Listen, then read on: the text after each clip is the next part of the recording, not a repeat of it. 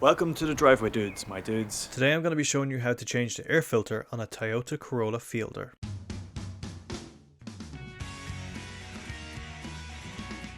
Okay, first thing is first, we got to open the bonnet, nice and easy. I'm sure I showed this in another video.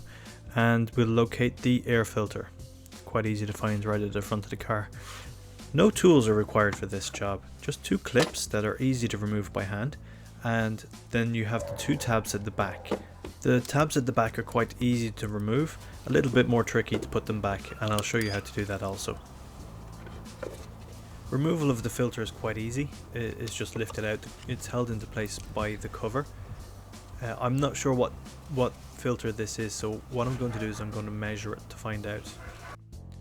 So you'll see here it's 120mm by 175mm approximately. I'm also quickly going to measure the back. This isn't where traditional measurements are taken from, but you never know what you're going to find online.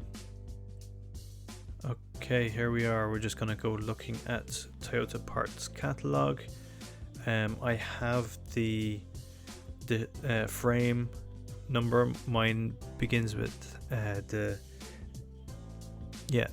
NKE 165, sorry.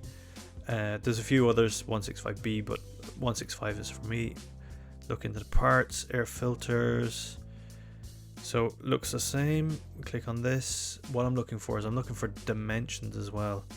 So it doesn't actually give me any of the dimensions here, but it does give me the part number. The part number 17801, element subassembly air cleaner filter. So we click on the link, see where it brings us, probably to a purchase page. Okay, we're still looking for something that shows us some dimensions, shows all the models that it fits or may fit. So worst case scenario, we'll look for one that fits a Prius. Okay, let's see what options we have. So we'll go on to my favorite auction website, eBay, and I'm going to go through a few different options. I'm going to search around, and what I'll do is I will look through this to see what I can find and see if I can recommend anything, and if I can, I will leave it in the description below.